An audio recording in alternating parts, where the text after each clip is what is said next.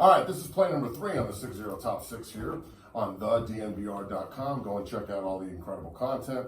Remember, you can always follow me on Twitter at 60 Academy or at DNVR Unchained. That's also the podcast link as well. And, we're rolling up to episode 60 here pretty soon. We're going to have a celebration show. It's going to be kick-ass celebration. Now, this is not a celebration. This is another circumstance of 72 being awful. Now, I'm going to explain this to you in a way that I think makes sense and in a way that I can explain to all my guys I work with. But I tried to explain it to him once like this, and he said that he didn't understand what I was talking about and he didn't want to do it that way. And then I never saw him again. And that's okay. That is okay. All right, so this is 3rd and 7. Broncos are driving, all right? This is Emerson Griffin. That's a bad man right there, okay? You can get it, all right? I want you to look at something. Right now, the Vikings, okay, are in what's called an even front. They have a backside tight 3 technique right down the middle of Reisner's helmet, meaning he's probably going to be your 1 because they never blitz double B gaps, ever. You just give an opportunity to run. You got a defensive end who's usually playing a 5 technique and a 3 on Leary.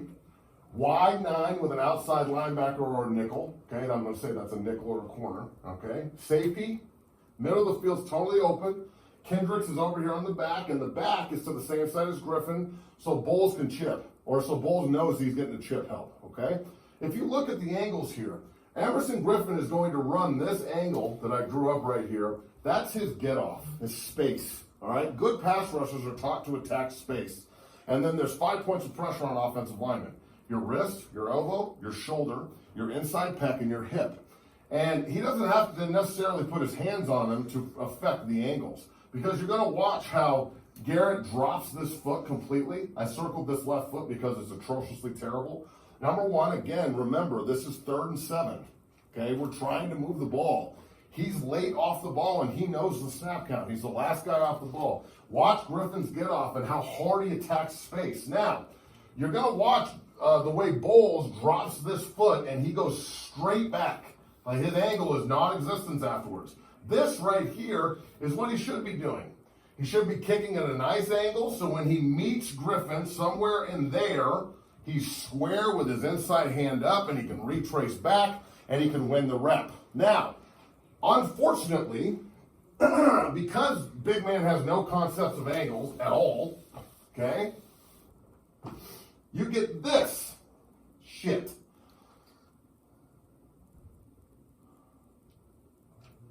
That's not good, folks. Look at how everyone else is square on the line of scrimmage. He is totally drop step like he's on a snowboard.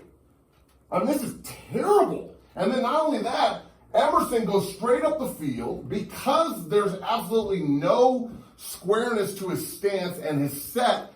The chipper and his path does not lead to Griffin's shoulder because everything he's doing is based off Bowles.